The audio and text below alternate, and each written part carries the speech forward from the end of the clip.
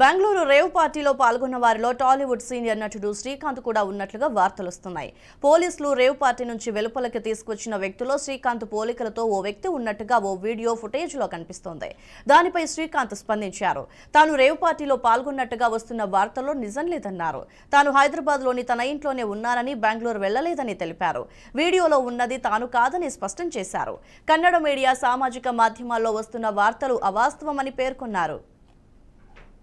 ఇది నా ఇల్లేగా, మా ఇంట్లోనే ఉన్నాను, హైదరాబాద్లో ఉన్నాను. సో నేను విన్నాను పొద్దున్నుంచి, నాకు ఫోన్లు రావడం జరిగింది. నేను కూడా వీడియో క్లిప్ చూశాను. మన మీడియా మిత్రులు చాలామంది నన్ను అడిగి క్లారిఫై చేసుకున్నారు. వాళ్ళ దాంట్లో రాలేదు నాకు తెలిసి. చాలా ఇట్లా శ్రీకాంత్ ఇలా బెంగళూరులో రేవ్ పార్టీకి వెళ్ళాడు, హేమ వెళ్ళింది, ఈ టైప్లో ఏవో వచ్చినాయి. నిజంగా నాకు నవ్వు వచ్చింది. ఇంట్లో వాళ్ళంతా నవ్వుకున్నాం. ఇదేంటిది, మొన్న ఏమో విడాకులు ఇచ్చి పిచ్చేశారు నా భార్యతో, ఈరోజేమో రేవ్ పార్టీలకి వెళ్ళాడు అని వచ్చేసినాయి. కానీ ఒకటి, వాళ్ళు కొంచెం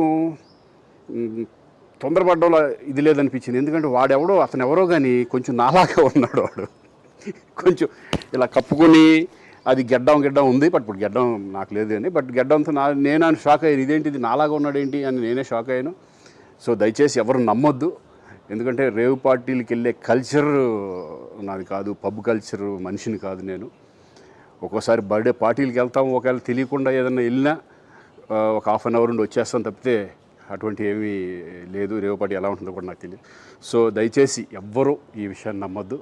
హ్యాపీగా నేను హైదరాబాద్లో ఉన్నాను, మా ఇంట్లోనే, ఇప్పుడు మా ఇంట్లో నుంచే నేను ఇది చేస్తున్నాను.